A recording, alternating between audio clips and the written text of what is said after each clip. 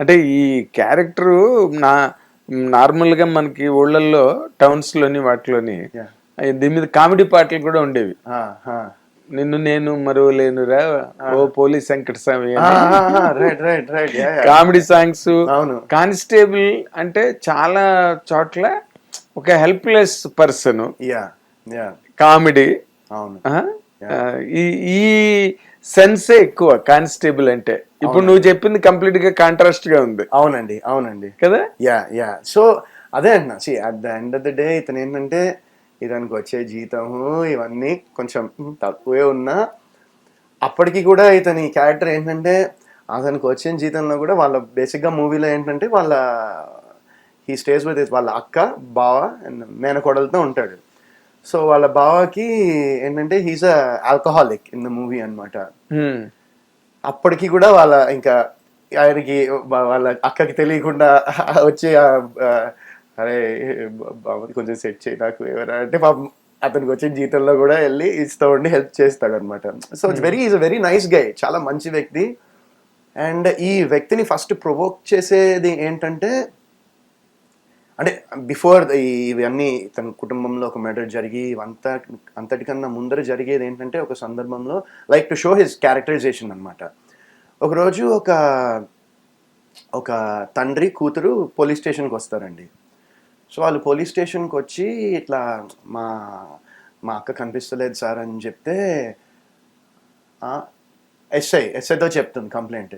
SI ఏమంటాడంటే కనిపిస్తలేదంటే ఎన్నేళ్ళు అక్కకంటే అదే సార్ పలానా 20 సంథింగ్ అంటే ఎవరితో లేచిపోయి ఉంటుంది అన్నట్టు అంటాడు.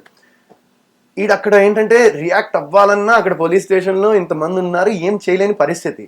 బట్ హీ కమ్స్ హోమ్, భోజనం చేస్తూ ఉంటే తిన్నాడు, అట్లానే కూర్చుని ఉంటే వాళ్ళు అక్కడ అవుతుంది ఏంట్రా అంటే అసలు అట్లా అన్నాడక్క, అసలు కొంచెం కూడా రెస్పాన్సిబిలిటీ లేదు, అలా ఎలా అంటారక్క, వాళ్ళ బిడ్డ పోయిందని చెప్పి వాళ్ళు ఏడుస్తూ ఉంటే ఇతను అట్లా ఎలా రియాక్ట్ అవుతాడక్క అని చెప్పేసి అక్కడ మనం క్యారెక్టరైజేషన్ ని అక్కడ ఎస్టాబ్లిష్ చేస్తాం అనమాట బేసిక్ గా బిగినింగ్ లో. So that is his character in the movie, తన మైండ్ సెట్ కానీ సెంటిమెంటల్. ఓకే. అంటే ఈ నీ కెరీర్ హ్యాపీ డేస్ పెద్ద హిట్. అవునండి. తర్వాత కొత్త బంగారు లోకం పెద్ద హిట్, మంచి సినిమాలు చేసావు. బట్ నువ్వు రియల్ గా నీ success percentage in the career నువ్వు హ్యాపీగానే ఉన్నావా? అంటే అండి నేను అదే అంటున్నా, ఇన్ని ఇయర్స్ తర్వాత నేను రియలైజ్ అయింది ఏంటంటే ఒక పాయింట్ తర్వాత బాక్స్ ఆఫీస్ నెంబర్స్ కానివ్వండి, కలెక్షన్ కానివ్వండి, సక్సెస్ రేట్ కానివ్వండి, ఇట్స్ అన్ ఆడియన్స్ హ్యాండ్. నేను చేసే పర్ఫార్మెన్స్లో 100% ఎఫర్ట్ పెట్టి ప్రయత్నం చేయాలనుకుంటా. ఇంకా రిజల్ట్స్ అనేవి at the end of the day ఎవరికైనా సక్సెస్ఫుల్ సినిమానే చేయాలని ఉంటుంది కదండి. 100% ఎవరికైనా ఉంటుంది. ఒక మంచి సినిమా చేసి ప్రేక్షకులు ఇప్పుడు పర్ఫార్మెన్స్ బాగుందా లేకపోతే సినిమా బాగుందంటే, పర్ఫార్మెన్స్ బాగాలేకపోయినా సినిమా బాగుందంటే నేను డెఫినెట్గా 100% అదే కోరుకుంటాను. But I realise that it's డెఫినెట్గా సినిమా సక్సెస్ అయితే దాని వెనకాల టీము ఆ 24 క్రాఫ్ట్స్ హ్యాపీ ఫీల్ అవుతారు. బట్ ఐ ఫీల్ దట్ నా ప్రయత్నం నేను చేసే ప్రయత్నంకి 100% తీయడానికి ట్రై చేస్తూ ఉంటా సార్. అదేలే. అంటే నేను ఎందుకు మాట అడిగానంటే ఎక్కడ ప్రాబ్లము అంటే నీ సెలెక్షన్ ఆఫ్ స్క్రిప్ట్లా, లేకపోతే నీకు అన్మ్యాచింగ్ ప్రాజెక్ట్లా, లేకపోతే ఫోర్స్ఫుల్గా చేసిన ప్రాజెక్ట్లా, నీ జడ్జ్మెంట్స్ తప్పినాయా ఎలా? అదే అండి నేను దాని గురించి ఆలోచిస్తే నాకు అనిపిస్తుంది ఏంటంటే ఫస్ట్ నేను చేసిన సినిమా బ్లాక్ బస్టర్. ఇప్పటికీ మొన్న రిలీజ్ అయితే కూడా జనాలు భయంకరంగా చూశారు. Last year happy days release.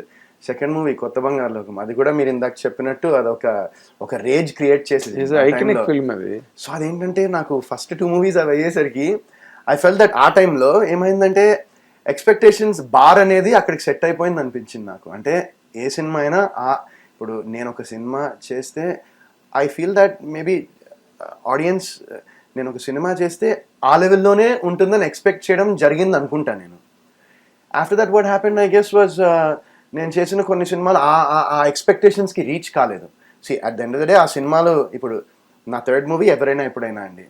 ఎవరైనా ఎప్పుడైనా ఇస్ హిలేరియస్ మూవీ. మొన్న కూడా రీసెంట్గా ఒకటి బజ్జో పడుకో అని ఒక పాపని పడుకోబెడితే అది మొత్తం వైరల్ అయింది. అది యాక్చువల్లీ నాకు చాలా మంది పంపించారు. అవును. సో ఆ సినిమా తర్వాత నాకు ఫస్ట్ ఇప్పటికీ గుర్తుంది, నాకు ఫస్ట్ ఫోన్ చేసింది నేను అప్పుడే సినిమా చూసి లేకపోతే నెక్స్ట్ డే నాకు సరిగ్గా గుర్తులేదు, థియేటర్ నుంచి వెళ్తూ ఉండగా నాకు నాకు ఇంకా గుర్తుంది, మాసప్ ట్యాంక్ సిగ్నల్ దగ్గర ఉన్నాను నేను, మా నాన్నమ్మ వాళ్ళతో ఆ టైంలో అక్కడే ఉండేవాడిని, మా బామ్మ తాతయ్య. ఇంకా ఆ టైంలో అక్కడికి సిగ్నల్ దగ్గర, మాసప్ ట్యాంక్ సిగ్నల్ దగ్గర ఉన్నప్పుడు సరిగ్గా అప్పుడు ఇంకా ఈ విరించి హాస్పిటల్ కూడా లేదా, మ్యూజిక్ వరల్డ్ ఉండేది, మాసప్ ట్యాంక్ సిగ్నల్ దగ్గర వెళ్తుంటే నాకు సుకుమార్ గారు ఫోన్ చేశారండి. ఫోన్ చేసి హ్యాపీ డేస్ కొత్త బంగారు లోకం కన్నా ఇందులో పెర్ఫార్మెన్స్ సూపర్ ఉంది వరుణ్, అసలు I really loved your performance అని ఆయన చెప్పడం జరిగింది. సో దానికి చాలా మంచి అప్రిషియేషన్ వచ్చింది. But at the same time ఆ లెవెల్కి ఆ సినిమా రీచ్ కాలేదు.